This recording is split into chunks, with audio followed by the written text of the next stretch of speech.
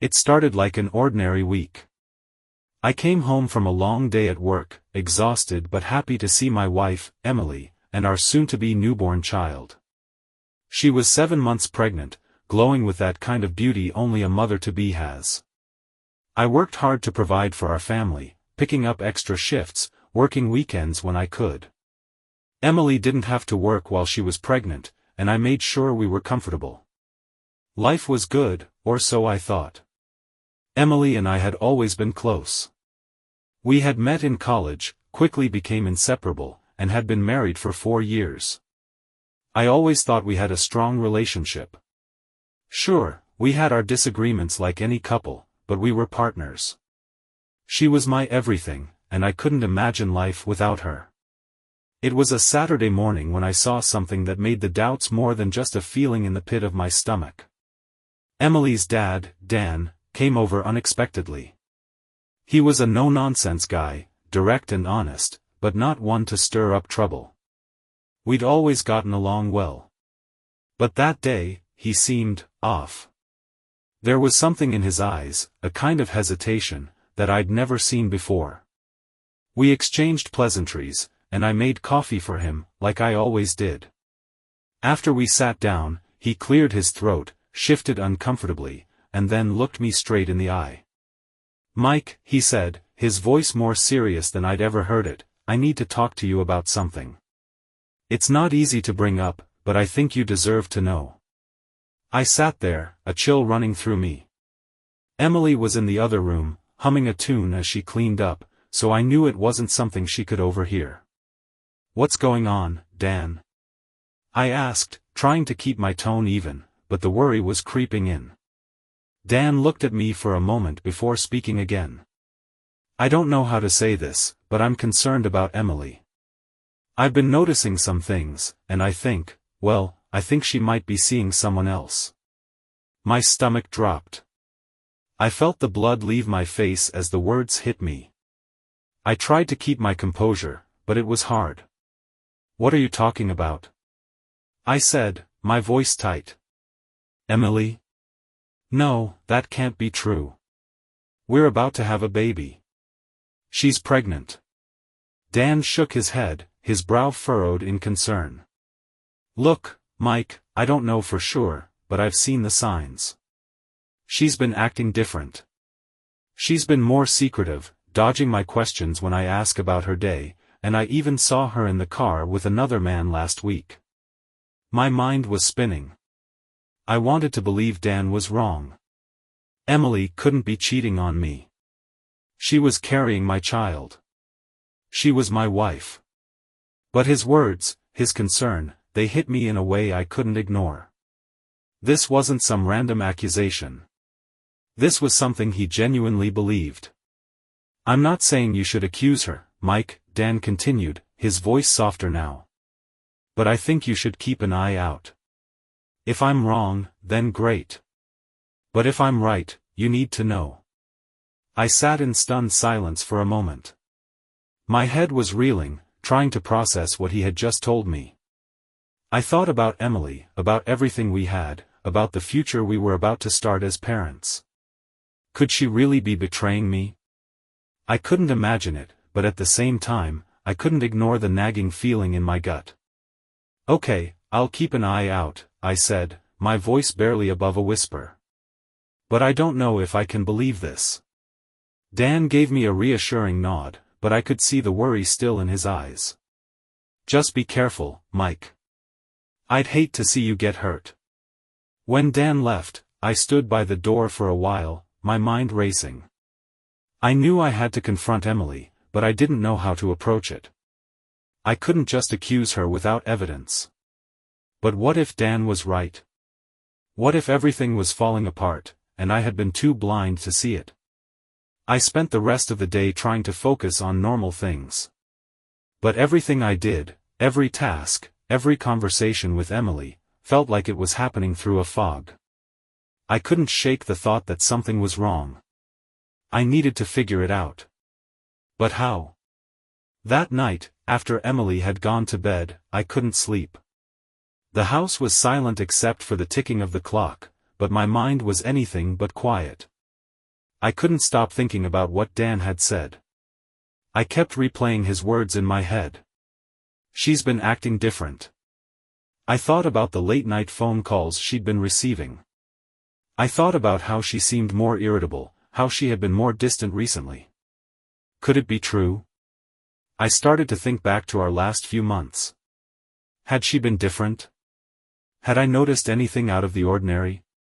My mind spun, trying to find some kind of clue, some detail I'd missed, but nothing concrete came to mind. I kept feeling like I was on the edge of a breakthrough, but I couldn't find the evidence. And that's when it hit me, I had to figure this out, and I couldn't just sit here and wait. I needed to know the truth, no matter how painful it might be. I wasn't going to just wait for her to confess or for something to happen that might never come. I needed answers, and I had to find them myself. My hobby had always been solving puzzles, whether it was crosswords, jigsaw puzzles, or those mechanical puzzles where you have to figure out how to unlock something. I loved the challenge, the satisfaction of putting all the pieces together. Maybe that was what I needed to do now. Solve the puzzle of what was really going on with Emily. So, I started a plan. I'd pay attention to the small details, watch her behavior more closely. I'd start asking questions in a way that didn't seem like I was suspicious, but I'd make sure I'd get the answers I needed. And if it meant I had to dig deeper, if it meant I had to confront her in a way that would make her reveal the truth, then so be it. The next day, I started paying more attention. I watched her when she thought I wasn't looking. I listened more carefully when she talked about her day. I didn't accuse her, but I made sure to ask the right questions. I wanted to see if she would slip up, if something would feel off. But every time I thought I was getting close to the truth, she seemed to respond in a way that was just enough to keep me at bay. She was good at hiding things. And that frustrated me even more. It became clear that if I wanted answers, I had to do more than just watch. I had to act. Over the next few days, I threw myself into the investigation. I watched Emily more closely, listened more carefully. I took mental notes of every little detail, every moment that seemed strange, every inconsistency in her story. I didn't want to jump to conclusions, and I didn't want to accuse her without hard evidence. I wasn't some paranoid husband just looking for a fight, but the more I observed, the more I realized how much I had missed. One evening, Emily had been unusually quiet. I noticed she was sitting on the couch, scrolling through her phone, but every time I glanced over, she quickly minimized whatever she was looking at. It was subtle, but I knew enough to pick up on it. She had been acting distant for a while, but this felt different. "Everything okay?" I asked, trying to sound casual. She looked up quickly, a little startled, but smiled softly. "Yeah, just tired. You know, pregnancy and all." Her response was the usual, a standard line she gave when she didn't want to discuss something. But there was a hesitation in her eyes, a momentary pause before she spoke, that made me wonder if I was overthinking it. Or maybe I wasn't. I didn't want to press her too much, though, so I decided to keep things light. I went back to my puzzle on the coffee table, trying to focus on the pieces in front of me rather than the questions building up in my mind. But later that evening, as I was going over the reports for work, I noticed something odd. I saw Emily's phone lying on the counter. Normally, she was very protective of her phone, always keeping it within arm's reach, but tonight it was just sitting there, unattended. I knew I shouldn't, but I couldn't help myself. I picked it up and unlocked it. Her password was easy to guess, a birthdate she often used for everything. The moment I opened the phone, a notification popped up. It was a message from someone named James. The message was brief, but it was enough to make my heart stop. "Can't wait to see you tonight. I'll be waiting for you at 7. Don't be late." My hands shook as I read the message. I quickly swiped it away and tried to pretend like I hadn't seen anything, but the anger bubbled up, and the sense of betrayal clawed at me. I didn't want to jump to conclusions, but this was starting to feel like more than just a misunderstanding. The name James didn't mean anything to me. But I had a sinking feeling that I was now stepping into the depths of a puzzle I wasn't sure I could solve. The next few days were torture. I spent every moment trying to figure out what to do. I couldn't just confront her based on a single message.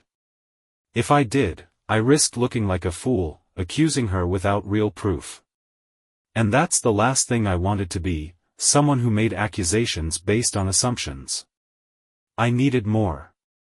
I needed more solid evidence. And as much as it hurt, I knew I had to dig deeper into her life without her knowing. I started to pay attention to her schedule. I began following her when she left the house for errands, keeping my distance and trying to make sure she didn't notice me. One day, I followed her to a coffee shop on the edge of town. I parked across the street and watched as she went inside. I didn't want to seem obsessive, but I had a growing suspicion that I was losing control of the situation. I waited for over an hour, and when she came out, she was walking with a man I'd never seen before. He was tall, with a scruffy beard, and they were laughing together. The way they looked at each other, the way they spoke, it didn't feel like a casual conversation. It felt too comfortable, too familiar. But still, I didn't have enough to go on. I couldn't be sure if this was some innocent meeting or if something more was happening. Maybe they were friends. Maybe they were co-workers. But my gut was telling me I was watching something that didn't add up. As they parted ways, I saw the man give her a hug, one that lingered too long for comfort. My heart raced as I tried to keep my distance. The puzzle pieces were coming together, but I still didn't have enough to confront her. I had watched her with James, and now I had witnessed the hug with the stranger. But those were just moments. They weren't evidence. There was no smoking gun. The situation was maddening. I kept asking myself, what was I missing? Was this all in my head? Was I overreacting? One evening, after dinner, Emily went out again. This time, she said she was meeting a friend for coffee. I didn't know who this friend was, but the thought of her out again with someone else, the thought of her being with James or whoever this man was, filled me with so much anger that I couldn't focus. The idea of her betraying me, of her sneaking around behind my back, crushed me. I decided to take a different approach. I couldn't just follow her around every day, but I could check her messages without her knowing. If she was cheating, she would eventually slip up. There was no way she could keep this up forever. The question was, how far would I go to get the proof I needed? I spent the next few days continuing with my routine, but I was constantly thinking about how to get the answers I needed. Then, one evening, I found my opportunity. I was working in the living room when Emily went to take a shower. I knew this was a long shot, but I grabbed her phone from where it had been left on the counter, unlocked it, and went straight to her messages. My heart was pounding in my chest as I scrolled. And there it was. A string of texts between Emily and James. Explicit messages, flirtatious exchanges, and arrangements for secret meetings. My blood ran cold. The messages were clear. She was cheating on me. And she had been for weeks. The final message in the thread read, "Tonight, I'll make sure you never forget our little secret." I felt like the ground had been ripped from under me. I had the proof. I had the evidence I needed. But now, the question was, what the hell was I supposed to do with it? I could confront her, but would she lie? Would she deny it all? Or worse, would she try to manipulate me into believing it was just some kind of mistake? Now that I had the evidence I needed, Emily's messages with James, the secret meetups, and the obvious betrayal, I felt like I had a right to know the truth. But there was one piece of the puzzle that haunted me, our baby. Emily was pregnant. We had spent the last several months preparing for this new chapter of our lives, buying baby clothes, decorating the nursery, and dreaming of what it would be like to hold our child. But now, I couldn't shake the feeling that everything I thought I knew about our future was built on a lie. I needed to know, was the baby mine? I didn't want to think about it, but the question gnawed at me. The thought of Emily lying to me about the affair was one thing, but this? This was something else. If she was pregnant with James's child, everything I had done for her, everything I had worked for, would feel like it had been in vain. And worse, it would mean I was being forced into a life that wasn't mine, one that I never asked for. I spent the entire night tossing and turning in bed, unable to get any rest. I couldn't shake the thought that everything had spiraled out of my control. Emily's lies, the affair, the messages, it all felt like a crushing weight on my chest. But now, this new thought had come to light, and it seemed to take over every other thought in my head. I knew I couldn't ask her outright. I couldn't ask her if James was the father of our child. The last thing I wanted was to give her an easy way out, to make her feel like she could lie to me again. I had to be careful. I had to be smart about how I handled this. The next morning, I acted normal. I made breakfast like I always did, trying my best to hide the storm raging inside me. Emily was still distant, still keeping to herself, which was only making my suspicions worse. But she didn't say anything about the messages. She didn't know I had seen them. She didn't know I had uncovered the truth. After breakfast, I decided to confront her. But not about the affair, at least not yet. I needed to get the answer to the one question that was killing me. Was she pregnant with my child, or was this James's baby?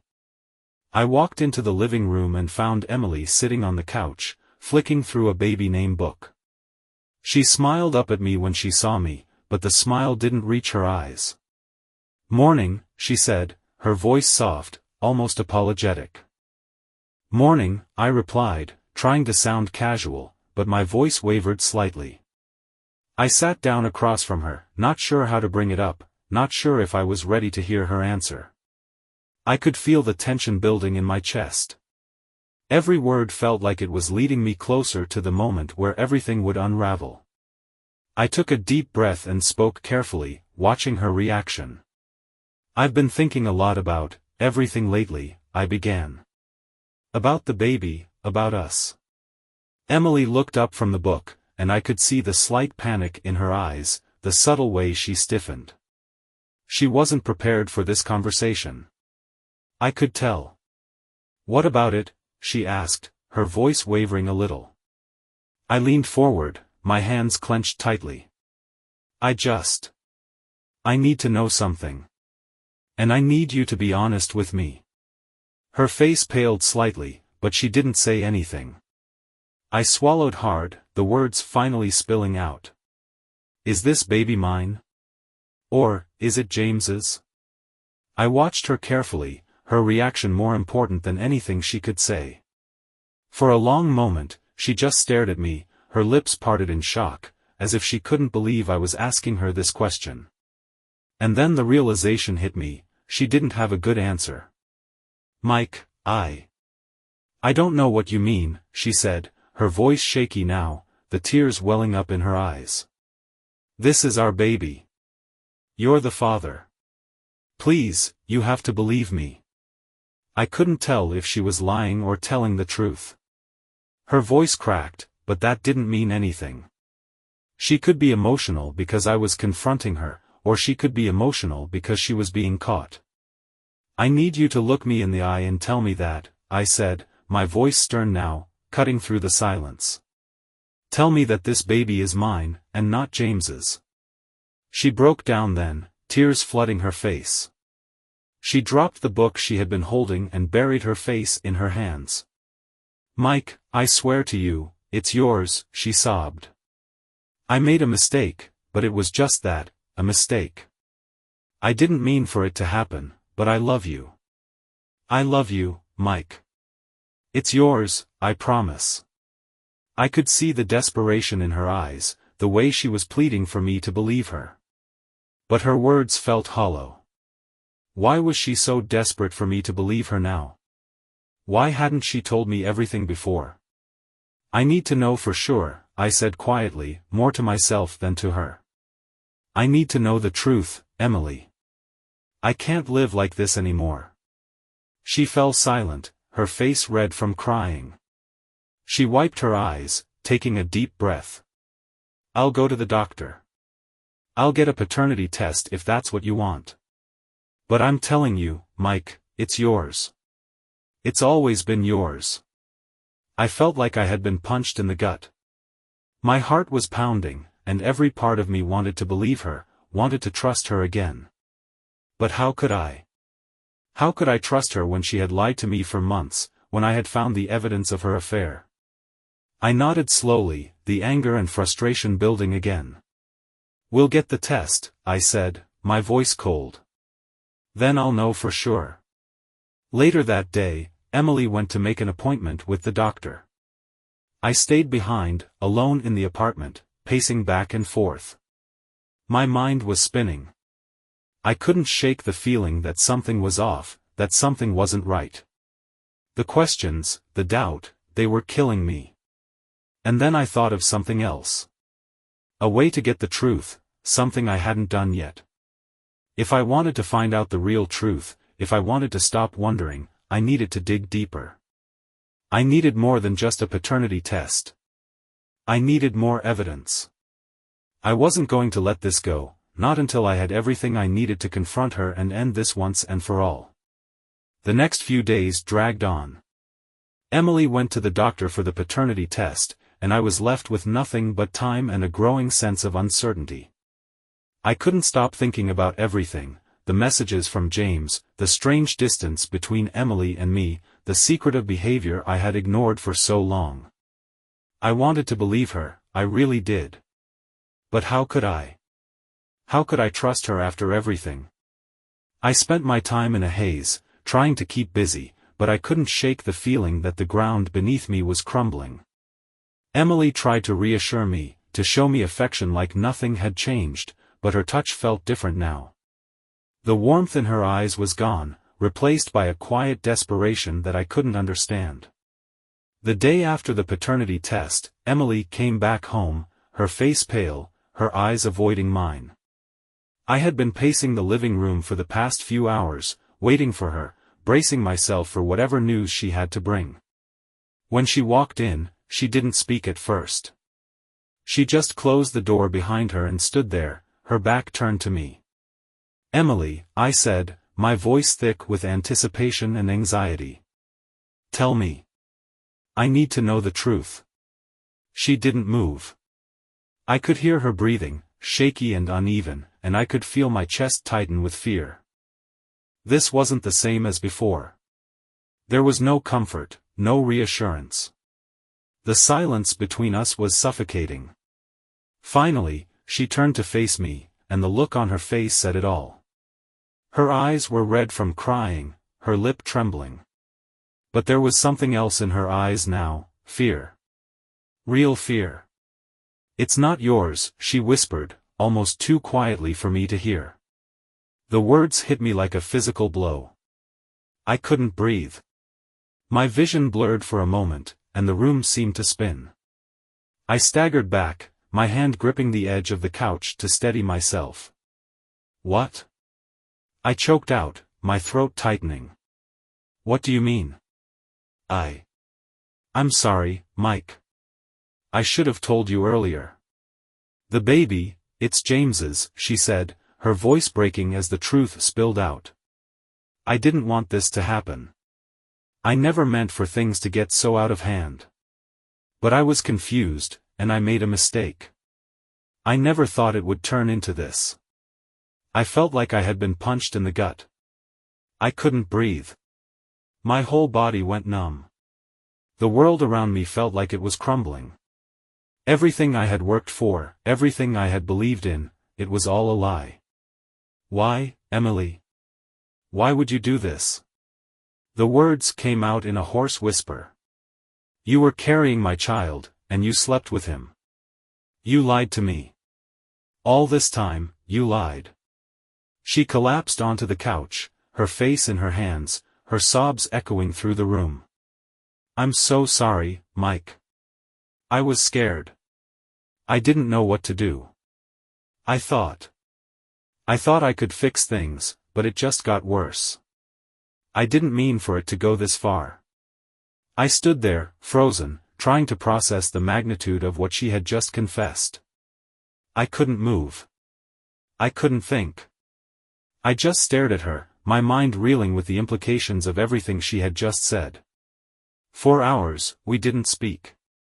I couldn't bring myself to say anything, and she was too broken to say much more. She kept apologizing, kept begging for my forgiveness, but I couldn't hear her. How could I?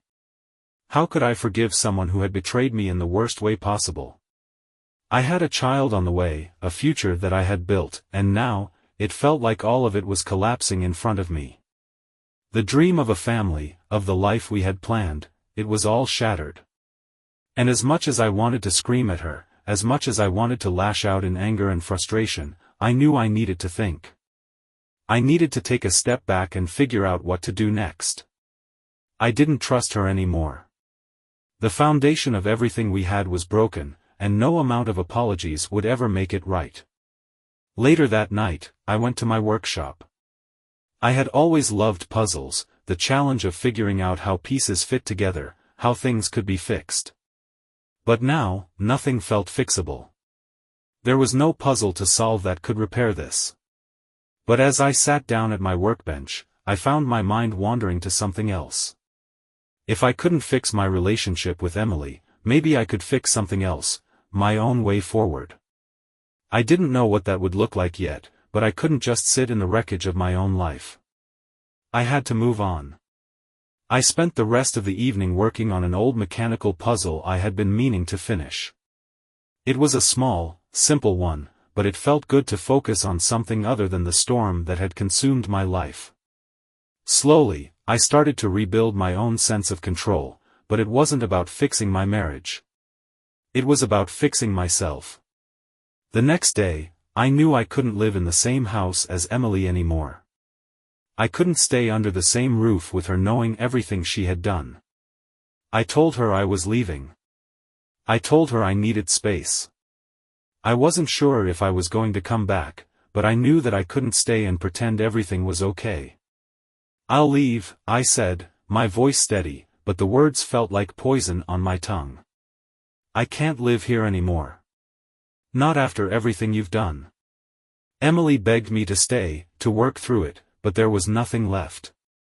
I had been broken by her betrayal, and there was no going back from it. I found a small apartment a few days later, in a quiet part of town. I didn't tell Emily where I was going. She tried calling, trying to apologize, but I didn't answer. I needed distance. I needed to think. But I couldn't escape the truth. The one thing that still haunted me was the baby. James's baby. I wasn't sure what to do, how to even approach this. But one thing was certain, I had to find a way forward, no matter how difficult it would be. And in the silence of that apartment, with nothing but the hum of the city outside, I knew I had only one choice now, to rebuild my life from the ground up. The days following my departure from the house were a blur. Emily continued to reach out, sending endless texts, voicemails, and even showing up at my new apartment, but I remained firm in my resolve. I couldn't be around her. Not after everything. I needed space, and I needed time to think. What could I possibly say to her? The trust was gone, shattered beyond repair. For the first time in years, I had the room to breathe. I spent my days working on small projects, fixing old mechanical puzzles, tinkering with watches, anything to keep my mind occupied. I had always enjoyed working with my hands, but now it felt different. It wasn't just about making something function, it was about trying to rebuild something that felt broken beyond repair, me. I still thought about the baby. I didn't know if I would ever be able to forgive Emily, but the thought of James's child growing up in my place, in my home, was a constant weight on my mind. I couldn't get away from it, even if I wanted to. But that was the moment I realized I had to make a choice, too. I could spend the rest of my life trying to find closure, to punish Emily for what she'd done, but that wouldn't bring me peace. It wouldn't change the fact that everything I had once held dear was gone. I wasn't sure what the future would look like, but I knew one thing for sure: I couldn't keep living in the past. I couldn't keep holding on to the bitterness that had consumed me for so long. A few months passed, and life began to find a new rhythm. Emily had moved out of our house, and she and James were living together. I saw the baby once, after the paternity test confirmed it was James's child, and as painful as it was, I knew I couldn't hold on to resentment. The baby was innocent in all of this. I eventually let go of the anger. It wasn't easy, but I knew it was the only way to heal. The puzzle pieces of my life, once scattered in every direction, slowly began to fit back together. There were still cracks, still parts of me that would never be the same, but I was learning to live with them. One day, while working on a particularly challenging puzzle, I realized how far I had come. The anger, the pain, it had all become a part of my story, but it didn't define me anymore. I wasn't the man who had been betrayed. I wasn't the man who had been destroyed by the affair. I was something else now. A man who had lost everything, but who had fought to rebuild his life from the ground up. And as I finished the last piece of the puzzle on my workbench, I smiled for the first time in a long while. The picture was complete, and I realized that, in a strange way, I had found my peace.